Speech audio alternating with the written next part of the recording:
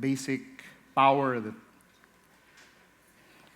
we have as Christians in cases like this is the great teaching of crucifixion, death, being buried in the tomb, and rising up in resurrection a few days later. All of us, my dears, have a part of us that needs to be crucified. All of us. No exception. But the power of believing in Christ, we have been taught by that sequence of events that we must apply that to our lives too. Who does not have any problems? Kanina si Ma'am Aggie was asking you who is fearful, who is angry, who is depressed, who is stressed. And all of those are parts of our lives that we need to kill. We actually need to actively crucify that part of our life, right? You agree?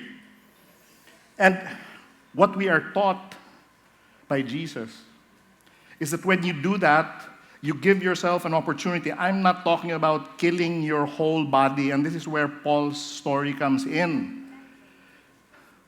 The thinking of a child is very simple. And he probably felt even early on that there were parts of his life that he had to kill. And that translated to the suicidal acts.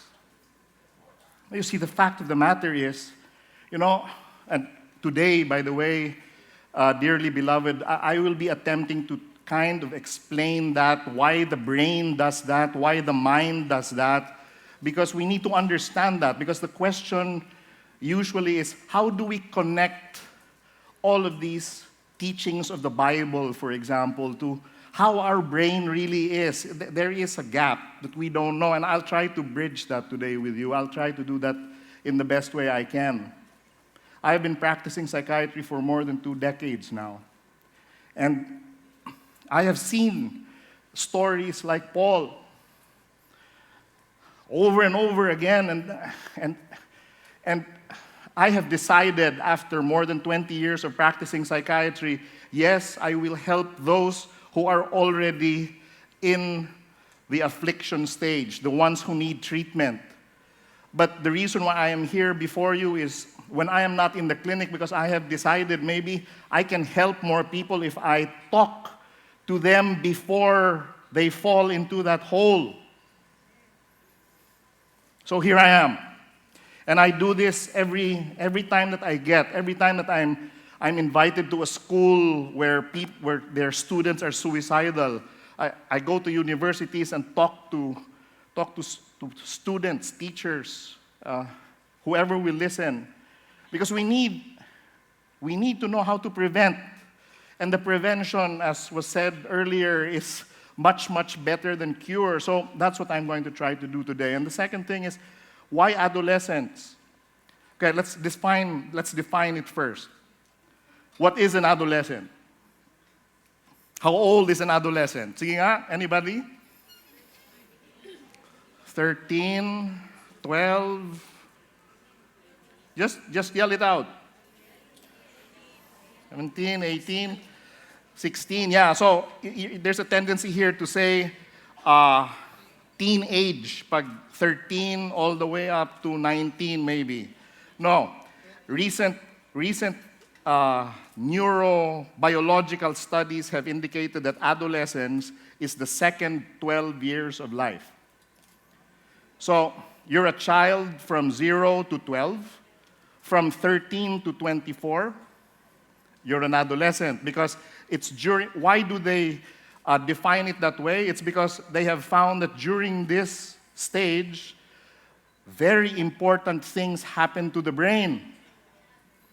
The brain undergoes fantastic remodeling. And we need to understand our adolescents and our young ones, because it's because of misunderstanding how their brain works that we treat them in some sort of negative way and make them believe that there is a lot of things in my life that I want to kill because the people in my family think that I am this and that and negative and this other thing and I'm a bad person and all of that. So we will try to understand that today. Is that okay with you? Okay. So, I'll take another survey. Who of you here are 24 and below? There are? Good. One here. Where else? There, up, out. How many of you here are 25 and above? Most of you. So, you probably have an adolescent under your care, right? Yeah, and is it a wonderful thing to have an adolescent under your care? Sometimes. And fair enough, because sometimes, really sometimes. Right? So, okay, so let's go to the slides now because they're put, where, okay, there you go. It's good because you don't have my picture there anymore. All right, so I'm going to talk about adolescence and dealing with two particular epidemics in our country today. We have the epidemic of depression, and we have the epidemic of addiction in our young. Do you agree? Yes. So, that's what I'll try to do today. And thank you.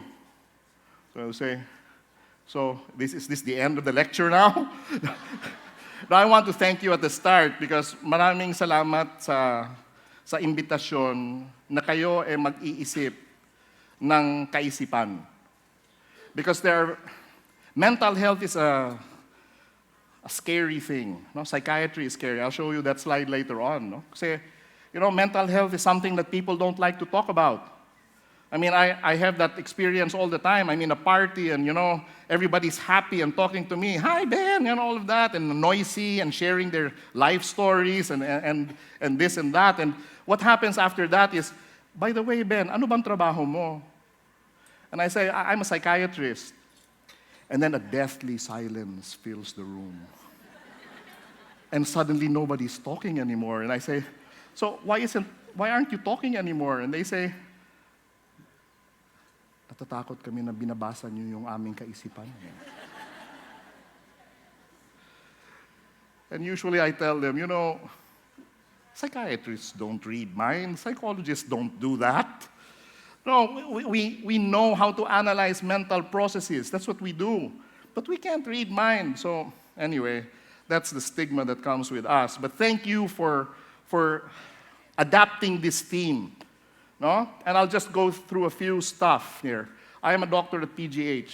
And at PGH, we have many patients and many people, young people, are coming into the emergency room with a diagnosis of an adjustment disorder. Okay? And this is a study done by myself a few years back. We studied the people coming into PGH with self-harm. And really, adjustment disorder, so anong ibig sabihin nun?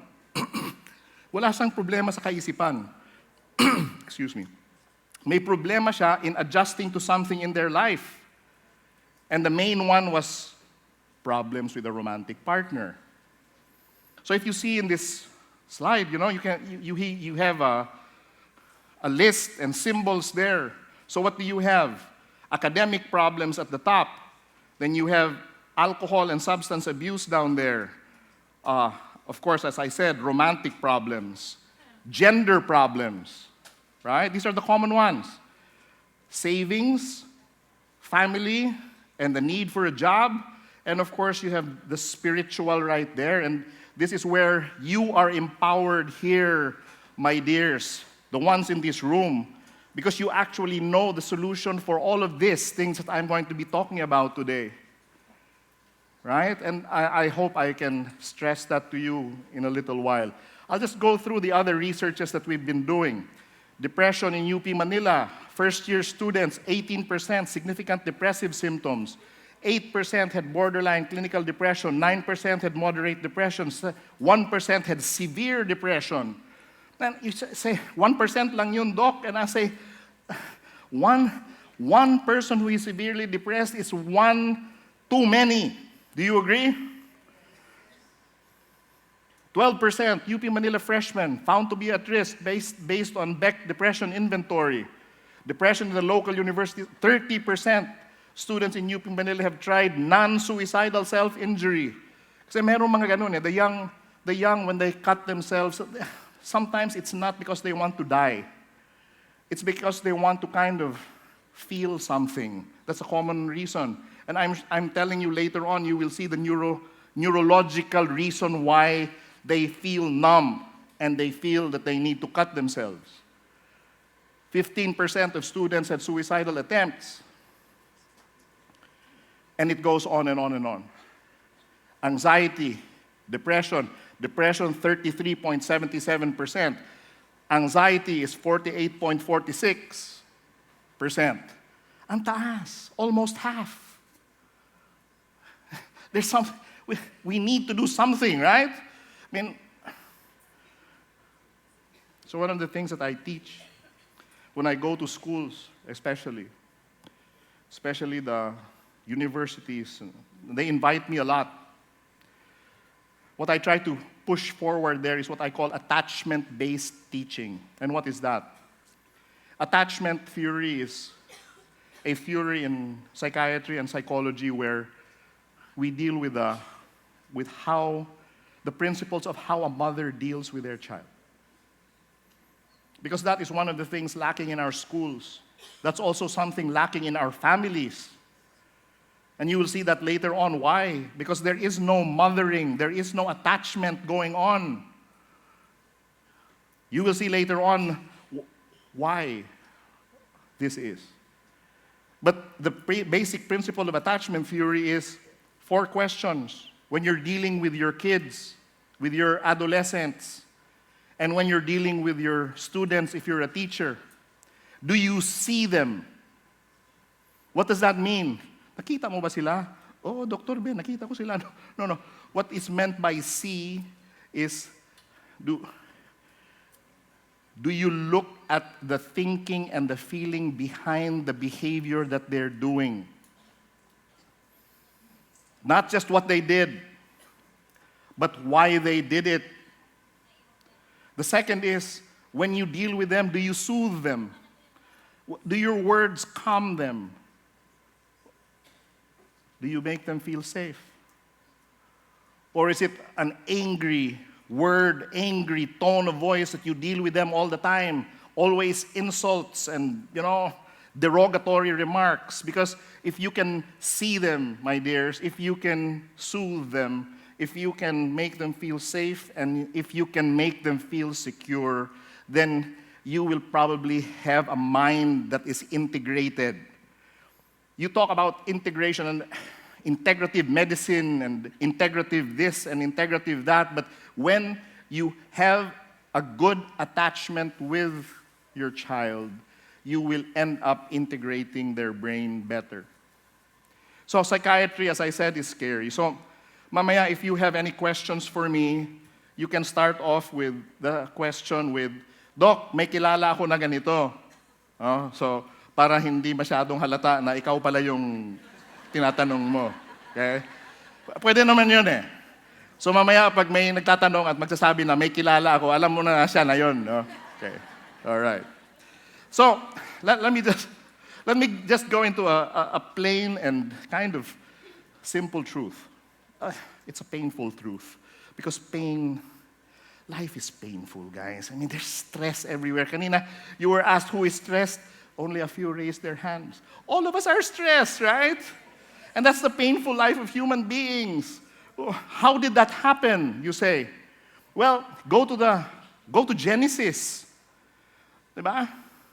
Adam and Eve in the garden. We were created in God's image. We were His favorite creation. He would have fed us and given us everything. We would be like the trees. We just stand there and, sunlight would be given, rain would be given, and the nutrients from the soil would be given. We would not have had to work. Problema lang is, napakalaki ng ulo natin. We have a big brain. And this big brain is an intelligent brain, and the big brain is kind of something that kind of is curious about stuff. Of all the animals, we have the biggest brain. But God wanted to kind of say, I'll take care of you because you're my favorite of all that I created. But what did they do? Si babae, nakinig doon sa ahas. Sabi ng ahas, kumain ka doon. Magiging kasing sikat ka ni Lord. Pumunta sa mister. Kainin natin yun. Tingnan natin kung anong mangyayari sa atin. Baka naman magiging mas sikat pa rin tayo. And they bit. And what happened? They looked down at themselves and they became self-conscious. They realized they were naked.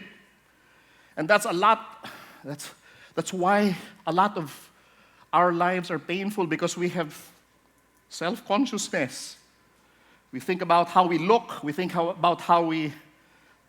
everything. That's the painful part of our life. The second thing is God got mad and said, from now on, you're going to have to bear children, woman. And that's a very painful thing. Imagine we have the biggest brain of all of the animals in this world, and it has to pass through that very small hole. That's painful. And even for the child whose head is big, being squeezed into that little hole is a very painful thing. So our life starts off as pain. Agree? And so it goes. When we wake up in the morning, the first thing that we need to look for is what? Almusal. Pagkatapos ng almusal, anong hinahanap natin? Tanghalian. Pagkatapos ng tanghalian, ano ang hahanapin natin? Hapunan. And that happens every day of our lives, dearly beloved. It happens every day. And that's our life every day. And everything in between. So life is painful. Let's not kid ourselves that we're happy. We're not. And so you'll say, grabe naman to si Dr. Ben. Are we going to leave here all depressed now because he says life is painful? But you know, in my more than 20 years of clinical practice, one of the things that I teach my patients is that, yes, life is painful. There's this story and then there's that story. Iniwan ng mister, whatever. Because life is painful. But you can choose not to suffer, right? That is a choice you have. Because of your big brain, you see that the pain in life, but you can choose not to suffer. Because suffering, my dears, is definitely optional. So I'm going to teach you about your brain today. So as I said, you know, it's the primary goal in this life to be happy. And I'm sorry, my dears, if you want to be happy, when I talk to my patients in the clinic and I say, Dr. Vista, the main goal in my life is to be happy, I say, go out and sniff shabu. That will make you happy. Because happiness will only happen for a very short time in our painful life, my dears. Very short time. What are the chemicals in our brain that make us happy? Well, different kinds of happiness, guys. You go out and exercise. You did Zumba this morning. You feel good, right? Those are endorphins.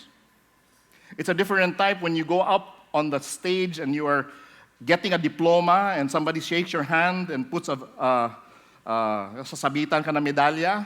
That's serotonin. When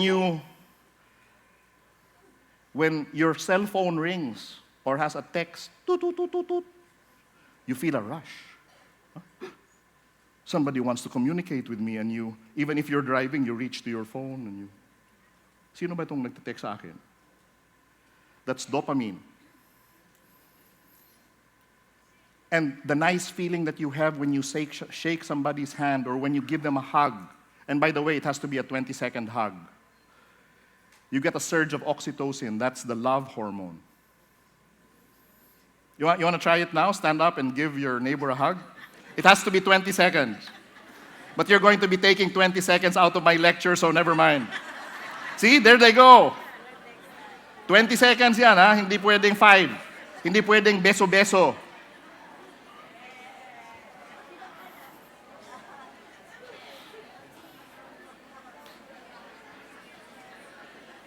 See, all the hugging going on in this room. This room does not lack oxytocin.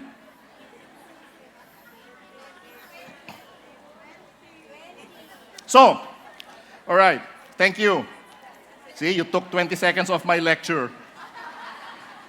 So you say, so how do we counteract that, Dr. Ben? How do we counteract the meaning, the painful life of human beings? You shouldn't want to be happy. Yeah, happiness, that's going to be a short kind of thing. And yeah, sure, be happy for a little bit of time. But what you need to do in order to counteract the painful life that we have is, what is your meaning in your life? And all of you here are CCF, and I think you know the wonderful meaning that God placed in your life and the wonderful meaning that Christ has in your life and the meaning that we need to ease the suffering of other people. That's the meaning. Because if you have that every day, you wake up every day and think about that meaning, even if your back is painful, even if you're depressed, even if you have a big problem with this or that, you will have the responsibility to stand up and do what you need to do in the everyday because you have a meaning. And if Jesus and if God and if helping other people and easing other people's pain is your meaning, then good for you. Because if everybody did that, then what a wonderful world it would be, right? So, let me start by describing the brain. Look at this brain.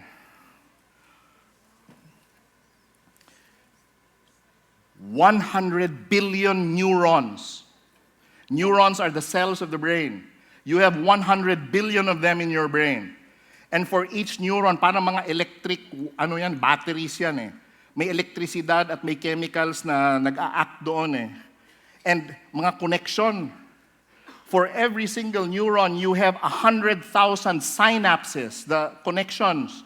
So, 100 billion neurons times 100,000 synapses. Look at how fantastic that organ is. Right? Fantastic. You have more synapses in your brain than there are stars in the sky, in the universe. So we need to take care of it, right? Now, I'll teach you something. In order to figure out how the behavior goes. If you look at how the brain has evolved, 300 million years ago, my dears, you had that red thing there, this thing. That's called, okay, this is called the reptilian brain. It's the brainstem and the cerebellum of the brain. So, dito yung lahat ng vital functions natin. Respiratory rate, heart rate. Dito rin ang lahat ng mga stress reactions natin. I call them the 4 Fs. Fight, flight, freeze, and faint. We evolved this from the dinosaurs and the reptiles. So, when you're stressed out, nagugulat kayo or there's something stressful in your life, di ba, you have all the kaba and all the hyperventilation, and either fight the stress, you run away from it, you freeze like a rabbit who's being threatened, and of course you can faint. Okay? So that's the reptilian brain. Oops, sorry. The other one that I want to show you is this one on top. This is the paleocortex, the old mammalian brain. The dogs, cats, lions, and tigers also have this. And what is housed there is our emotions, our feelings, the anger, the depression, what was described earlier. Nandyan lahat yan sa ating limbic system, we call it. Limbic. So, you have the reptilian brain and the paleocortex, and then here you have this, look at it, this blue thing.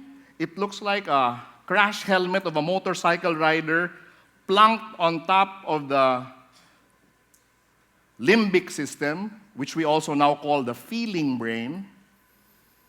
And that is the neocortex. That is what makes us human. That is what makes us, well, Primates also have it, but not as thick as ours, right? But what is that? What does that do? This is the thinking brain. This is where our thoughts lie, and they're plunked on top of that for a reason, because the higher centers up here quiet down the lower centers down there, right? So maybe you can do it. This is something that I'll teach you about that. I'll give you a model of that later on. So ito yung mga different parts. Now, I want to stress the prefrontal cortex, because this part of the brain, my dears, that is the one that makes us human. Okay? This one, right behind our forehead. And it helps to quiet down all of those malikot na areas underneath. Okay? So, let me show you. We can make let me go back. Okay, we can make a model of that. So, this is done by Dr. Dan Siegel, no? You have a model here in your palm. Everybody raise their palm. If this is your spinal cord, and your palm is the brain stem, okay, this is where the fight, flight, no, freeze and faint kind of thing happens. You fold your thumb over, and that's your limbic lobe. Ito yung emotional brain mo. That's your feeling brain. It's very small, di ba? It's very small but very powerful, my dears. You fold your fingers forward like that, and that is your neocortex, particularly your frontal lobe. So, put it beside your ear, and you say, "Hi, my name is Vista." Yeah, ikaw yun. Of course, the limbic will have another one here, right? But look at how your fingers are oriented when you clench your fist. Do the middle two fingers touch your thumb when you're clenched? Dumidikit ba siya sa thumb? Yes. So, these are the fibers that represent the fibers coming down the middle part, okay? The limbic lobe. It also touches your palm, right? So it's also capable of calming down your reptilian brain. So if you do something up here, it will actually be able to quiet down the things down here. So thinking can actually counteract automatically emotional upset and even anxiety reactions. That's why so many things in psychiatry are done by breathing exercises and etc. Okay? The middle prefrontal functions, the one that I showed you, look at your two, the middle fingers, that's middle prefrontal. Body regulation, attuned communication, emotional balance, fear extinction, flexibility, insight, empathy, morality, and intuition are all found there. And this is where we need to appreciate that when we do think and we do feel, restoring the balance of somebody who is very emotional, driven by emotion, somebody who is driven by their fear and we need to restore the balance by sparking off the thinking brain by either mental health first aid, breathing, mantras, meditations. We can go through that one by one. Need to move forward. So our brain has nerve circuits. That's a neuron. And the neurons connect. And the connection we call the synapse. And why do we need the synapse? Because it's where the chemicals are formed that actually kind of run the electricity. Like here, this is a neurotransmitter known as dopamine, created here. So if there's an action potential or a nerve impulse coming down the end here, the action potential will be kind of, no? Look at the neurotransmitter. It floats and then it attaches to the receptor. More action potentials are generated here, and then this one fires. So yan yung electrical circuit. And so the dopaminergic pathways of the brain are very important here, particularly the middle one, this one here, because this is where addiction happens. If the dopamine circuit here, extending from the ventral tegmental area here to the nucleus accumbens here, if that is somehow turned on by whatever you're taking or whatever you're doing, then you will be addicted to that thing for the rest of your life. So, don't try. Right? Tell your adolescents, don't try. Because if you do, that might turn this on. It will never be turned off. Wala pa tayong gamot to turn this off. The only way that we can turn that off is to what? Spark up the neocortex. Right? So, rehab does that. We just change values. We'll see that later. So, let's now travel to the definition of the mind. Very important that you know this. Right? What is important here? It's a rather complicated definition, but what is important here? Your mind will never be integrated unless you have relationships. Look at Paul's story. His problem was with his relationships, even early on. He probably, I don't know his history, maybe if he was here I can ask him, but it's very probable that even as a young child, his relationships with his parents were not really all that good. He probably was told, you have to top everything, you have to, I don't know, I can only speculate, but that's a very common problem in my patients in the clinic. Relationships, mga mahal ko, are very important. And when you're talking to your teenager, one of the things that you need to do is look at all of these dimensions. Body, biological, mind, psychological, relationships, social, and, of course, the most important would be spiritual. Not very talked about in psychiatric circles, but I'm telling you, the only solution to depression and addiction in our young is to kind of strengthen their spiritual awareness and their belief. We need to do that. And we need to kind of do that right away. And the way that we do that is understanding the brain and where all of this comes in. And maybe the simplest way that you can teach them is maybe, anak, your brain is the antenna to God. And sometimes they say, there's no God. And you say, yeah, a lot of people are nodding. And this is where, we kind of need to sit with them and consider, let them consider looking at that concept in a different way, because they have the concept that he's a white-haired guy, floating above the clouds, kind of setting everybody right. We need to start doing that. I'll not go into that. That's a whole other lecture. But when you have somebody who is not integrated like our young, they're not harmonized. They're either one of the few extremes. One of the extremes is they're chaotic. So ito yung magulo, ito yung maingay, ito yung nagpapasaway.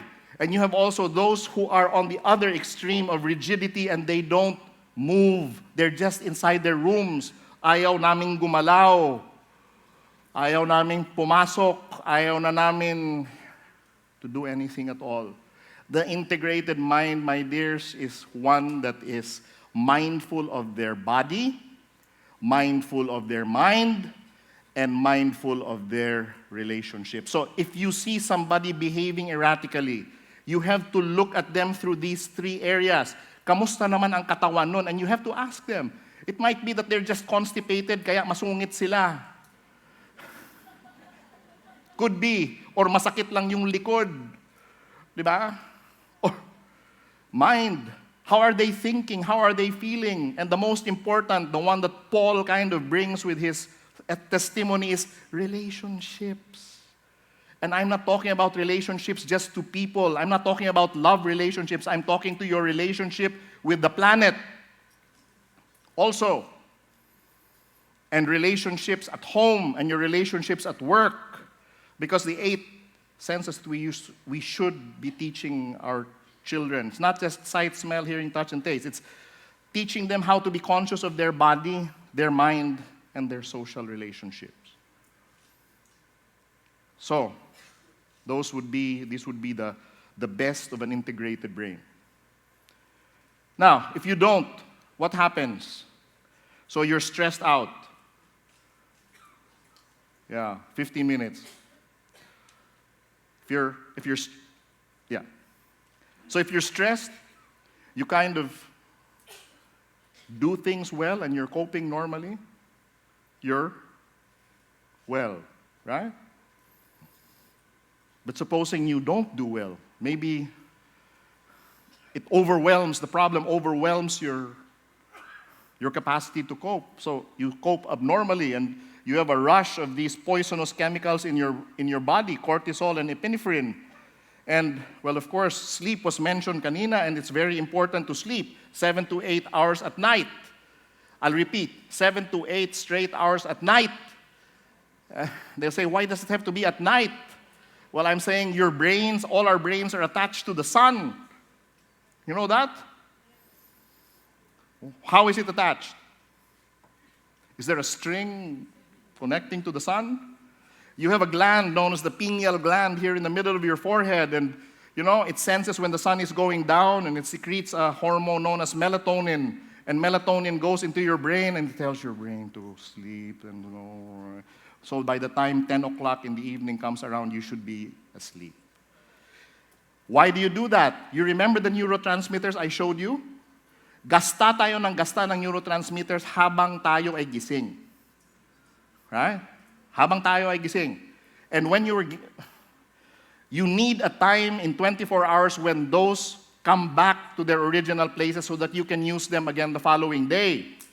Now, if you don't use those, if you use those and don't sleep, what happens? The neurotransmitters become kapos, and if you have a deficiency of gamma-aminobutyric acid, then you become anxious. And if you still don't sleep properly and you don't treat that, then other neurotransmitters become disturbed, like norepinephrine and serotonin, and you become depressed. And your brain tries to fight against depression and secretes dopamine and glutamate so that you will become undepressed and you become manic, and that's the bipolar condition. And if you start to kind of cross the line of reality, yan na yun, mga mahal ko, yung psychotic. May bumubulong na at hindi na sa realidad yung pag-iisip. Sleep is very important, as was pointed out earlier. So, let me go to the adolescent. I'll finish up in 10 minutes, in maybe 10 more minutes. So what is the adolescent brain? When you're a child, okay, the child's brain is different. No? It's like a sponge. Tanggap ng impormasyon yun. Tanggap ng impormasyon. That's why the little children in elementary school are very compliant, di ba? Follow the teacher, stand up online, and all of that, right? Right? Oh. So, ang brain ng bata parang ganyan. Diba? So, napakadaming mga circuits, right? So, when you become an adolescent, however, that stops. Once you become a 13-year-old, a genetic switch is turned on in all our cells, and the remodeling process continues. I actually have videos of this, but I'm not given too much time, so I'll just leave it with you. But I'll just explain it in two ways. One is, in adolescence, the brain starts to prune itself. Did you see that bush kanina? In adolescence, pinuputol niya yung mga hindi ginagamit at in-strengthen niya yung gumagamit. So it's like it's specializing the brain to do something. So, ang adolescent natin is kind of specializing in something and they try to test. Diba? Ano bang kulay buhok gusto ko? Ano ba yung future na gusto ko? Doktor ba? Lawyer ba? Or whatever. And tayo, we should watch that and respect that. Right? And the second thing that happens is myelination. Myelin is a substance that coats the axons of the neurons and makes the electricity run faster. Imagine, guys, 3,000 times faster. 3,000 times that of a child and 3,000 times that of an adult. So if you have a person who is like that, you really need to kind of understand that their way of thinking is not the usual. So, let me fast forward kasi this is, I'm given not too much time. So, who will guide the child throughout the development? Who will guide this brain? The programmers. So from age 0 to maybe 7, 6, the parents. After when they start to go to school, it's the teachers. But when they reach adolescence, that's 13 years old, the peers. Why the peers? I'll tell you about that in a little while. But after that, partners become the programmers of your brain. And of course, after that, when we're old, like me, our children will be the ones to program us. That's the circle of life. Huh? So one of the problems we're having here, and I'll just be brief about this. I'd like to talk about this for a while, but I'm not given enough time. So you have two problems I see. One is, since 1986, when our government decided to send all our Filipinos abroad so that we could have dollars, it made us rich. But it also destroyed the Filipino family. So who programmed our youth from 1986 up to now? Not their parents. So you end up with operating systems that are kind of flawed. Not everybody, hindi ko nila lahat, pero talagang may problema kasi hindi yung tatay at nanay yung nagpapalaki. Napaka-importante yan sa utak ng bata. So if ever you can help me, please, we need to say, it's not bad that you send people abroad, but maybe we can legislate so that a person with a child less than 7 years old should not be allowed to go abroad or to bring their children with them, because it's from 0 to 7 where the implanting of the operating systems happen.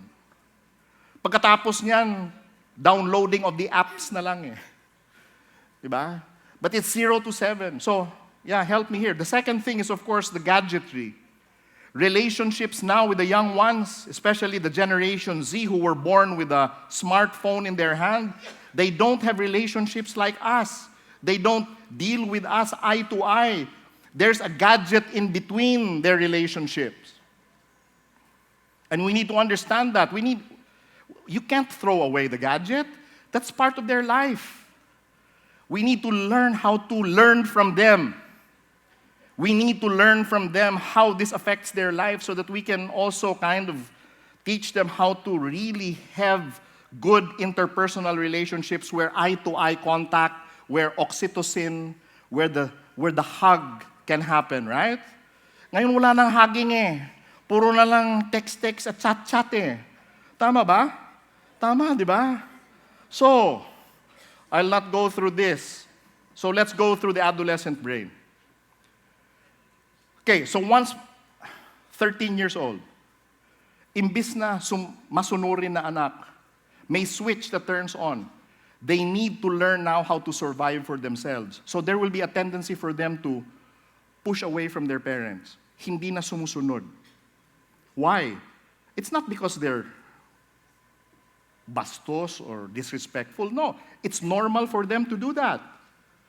Because they're preparing themselves to live their life without the parents anymore and to survive on their own, so they cling to the tribe. All mammalian species on this earth have an adolescent period. Even the dogs, di ba? Kakagatin ng nanay yan pag dumudodo kasi kailangan mabuhay ka na mag-isa, anak, di ba? We need to understand that. And it's not because they're pasaway or whatever. They have to do that. And the clinging to the tribe is part of their survival instinct. Because how can they survive unless they kind of cling to those who are also their age? Kaya huwag nyo silang bawalan masyado. Ang gawin natin bilang tatay at nanay, tingnan natin kung sinong tribo nila. Diba? At doon na lang tayo. Kasi imposible yan na magiging masunurin yung anak mo na yan in adolescence. Imposible yan. They'll always go against you and they'll be very critical for you. Kung ako, iniidolo ako ng anak ko nung bata pa, my 2 daughters, there came a time when they're adolescent and, they're kind of saying, Daddy's not really all that bright pala eh. That's not really all this and all that. And they will criticize you. You shouldn't be defensive about that. You should just accept that that's part of their normal development. And they're very, very, they're very, very dopamine-centered. You show the slides, please? Yeah, just show the slides. You shouldn't show my face anymore because it's not worth looking at. So you have, what happens is the general dopamine kasi I told you is the motivational neurotransmitter. And what happens in adolescence is the general tone of dopamine drops. So ang motivational push nitong batang to, wala na. It's before they want to go to church, let's go to CCF, come on, go. Nauna pang nagbihis. Di ba? And then once 13-year-old na, nandun na sa kwarto. Di ba? Natutulog na doon. Oy, simba na tayo. Ayaw ko na, ma. Sa susunod na linggo na lang. Dopamine level drops. But another thing happens in this particular part of the brain. The dopamine rush starts to happen, and they look for things that are novel. They look for things that are new. So what is novel and new and dangerous is what they start to look for. See? So, they go from comfortable to uncomfortable, from familiar to unfamiliar, from certain to uncertain, from safe to unsafe. That's our adolescent. Those are our adolescents. So, they become moody, alexithymic. Alexithymic is they don't know what they feel. And they don't know what they feel because kulang pa sila ng myelin. That's why yung mga kabataan ko who go into my clinic and who are harming themselves, I said, anak, maybe you just lack myelination. Just give it time and your myelin will set in and you will not feel that numbness anymore. So you don't need to cut. Just wait. You will start feeling that again. So, as I said, I'm sorry, I'm shortcutting the slides. So there's a tendency to push away against parents and cling to their peers, learn new skills, however, and foster new relationships, forsake morality to the benefit of membership. And ito yung problema kasi napakadikit na sila sa kanilang mga barkada. So it would be good to bring the barkada and engage them too as parents. Novelty. They try out new things and are very curious. They have creative exploration. And one of the things I'll show is, ingenuity and courage are found more in the adolescents than any other age group. In fact, I challenge everybody here who is not an adolescent to bring back the fire of your adolescence. Because it's really lesser and lesser fun in the Philippines already, guys. Diba? Because of that, a lot of people are depressed. And, depression can go both ways. But what's happening here? You have a corticolimbic imbalance. In other words, the anger takes over, the depression takes over. So what do we need to do? We need to strengthen the neocortical part. And what is the neocortical part? Teach them values, teach them how to think, teach them logical ways of approaching life, teach them how to pray. Because praying is one of the most powerful things that will calm down the rest of their maligalig limbic lobe and their reptilian brain. There. So, as I said, I'll fast forward.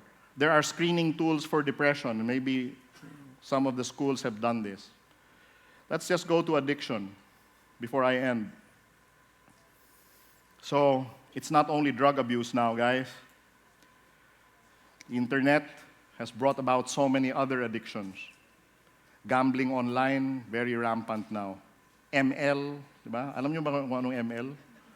Mobile Legends on the phone, right? And there's LOL and there's COC, You need to know this. We need to learn from them. Diba? Learn what they're doing. O sige nga, anong most likely addiction ninyo?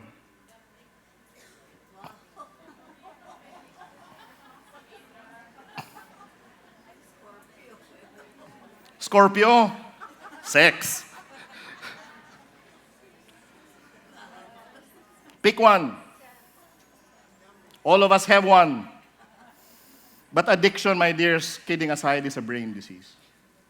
And as I said, it has a lot to do with that pleasure strip. So I'll just end with going over a few slides, no, just to stress this. It has been shown that even addiction to the internet can destroy the brain for many different reasons. So these are the evidences that show that. Okay, social networking, shopping online. Sino mahilig sa mga shopping online? Di ba? Meron akong kilala na mahilig sa shopping online. Anyway. Okay. Gaming. So what are the basic addiction principles? How to treat? Dalawa lang yan. Restrict access and change the value system. And I'm telling you, in all my 20 plus years as an addiction psychiatrist, it's only a spiritual awakening that has been found in my practice to be the most matibay of all things that can happen when you treat drug addiction or any addiction for that matter. That's the only thing. Walang gamot yan, walang rehab yan, no. As I said, it's the ultimate value. See? But what do they do? Kinukulong. Diba? Kinukulong, kinakastigo doon sa loob ng rehab. And yeah, I'm ending. This is my last two slides. So I think I have tried to give my own suggestions on how we move our young ones from chaos and rigidity into harmony. You need to let them be aware of their body. You need to let them be aware of their mind. And you need to let them be aware of how their relationships are going in their life. Who knows? In the relationships part, maybe it's you who's the problem. Think about that. Because at the end of the day, mga mahal ko, you need to see them. You need to soothe them. You need to make them feel safe. And you need to make them feel secure.